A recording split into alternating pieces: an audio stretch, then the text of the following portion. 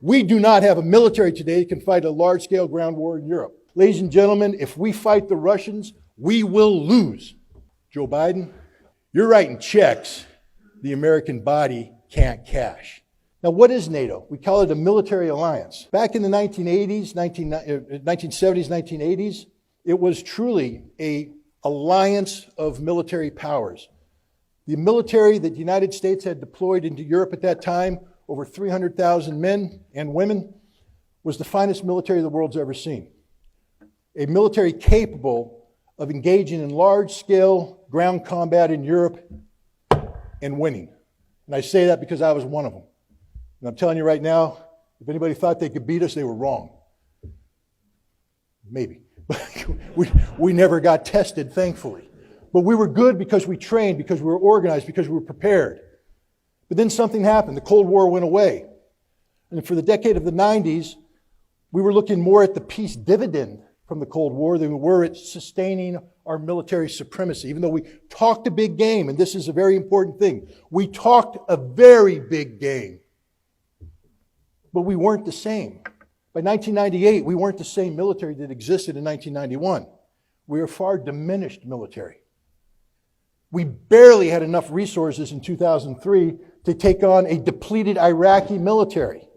We almost ran out of logistics. A lot of people who study the invasion and occupation of Iraq will know that we had an operational pause before we moved on to Baghdad because we ran out of everything. And had the Iraqis been half as good as some people thought they were, we might not have won that war in the time frame that we thought. It was a very close run thing because we weren't that good anymore. And then another thing happened after 9/11. We started getting focused on low-intensity conflict. We're fighting wars in Afghanistan and Iraq, but not the kind of wars where you close with and destroy the enemy through firepower maneuver involving hundreds of thousands of troops, tens of thousands of tanks, thousands of aircraft. We're talking about small unit conflict where patrols are going out of platoon size, company size, maybe of a battalion-sized operation. We forgot how to fight big war. We didn't train for it. And I'm telling you right now, if you don't train for it, you can't do it. You can't do it. We do not have a military today that can fight a large-scale ground war in Europe. We do not have a military today that can fight a large-scale ground war in Europe. I'll say it one more time because this is important. We do not have a military today that can fight a large-scale ground war in Europe. And yet, what is the president positioning us to do? Fight a large-scale ground war in Europe. Ladies and gentlemen, if we fight the Russians, we will lose. We will lose hands down. It won't even be close. NATO doesn't exist anymore. Oh, it's there as an organization. When I was in, the British had the British Army on the Rhine. 80,000 guys, highly trained. Today they barely have 80,000 guys in their entire military. Ask the Brits to put together a brigade and send it out their island into Europe. They can't do it. They can't do it. Ask the French. They can't do it. Ask the Germans. They can't do it. No one can do it.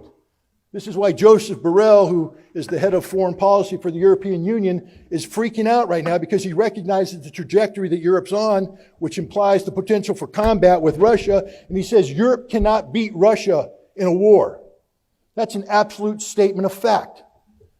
The Russians today are organized to fight large-scale ground combat in Europe. And when I say organized to fight, that means organized to win. How do we know this? Well, we see it right now, ladies and gentlemen. You can talk about the Ukrainians all you want. I'll tell you this. Not only were they one of the largest militaries in Europe, they were one of the best equipped militaries in Europe, one of the best trained militaries in Europe, one of the most competent militaries in Europe. This is the Ukrainian army I'm talking about.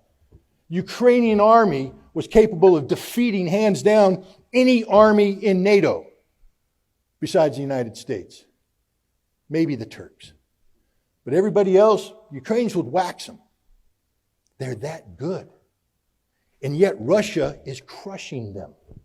Crushing them. That doesn't mean that Russia's not taking losses. Man, when you step into the ring with a heavyweight fighter, he's going to hit you. He's going to hit you hard, and if you're not careful, he's going to knock you out. And the Ukrainians are fully capable of delivering some heavy blows, and they have. The Russians aren't perfect. They have made mistakes, and they have paid a price. But the sign of a professional organization is your ability to adapt and overcome. And the Russians have adapted and they've overcome. Today, we have people saying the Russian army officers aren't that good, their army's not that good. The battalion commanders that the Russians have on the ground in Ukraine today are the finest battalion commanders the world has ever seen. These guys are doing miracles. America's battalion commanders would do well to study what these guys are doing. How you lead from the front, sustain combat operations for 100 days, and you get better, not worse.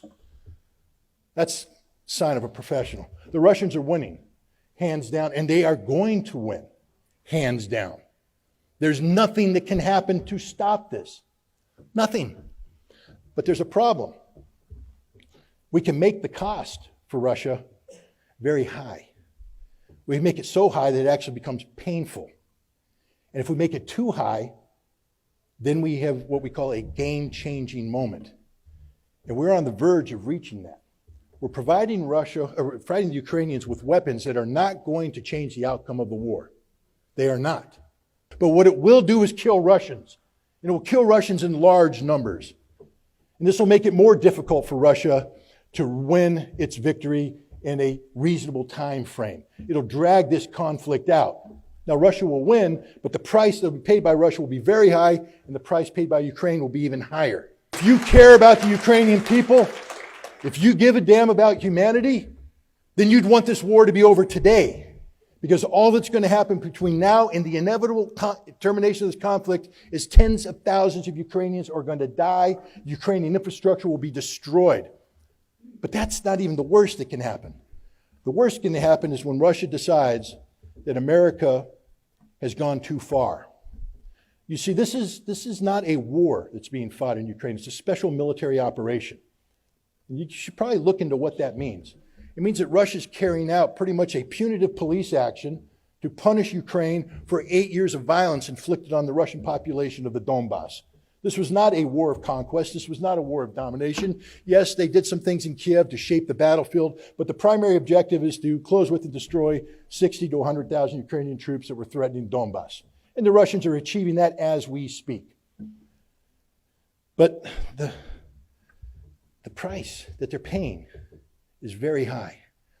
And we're treating it as if it's a war. We have a defense secretary who has said that the purpose of the United States is basically to bleed Russia dry, to achieve a strategic victory by making the Russians pay such a heavy price that they are no longer able to threaten Europe. Well, if you're a Russian listening to that, what are you thinking? Okay, no. We are creating bitterness, anger, resentment in Russia.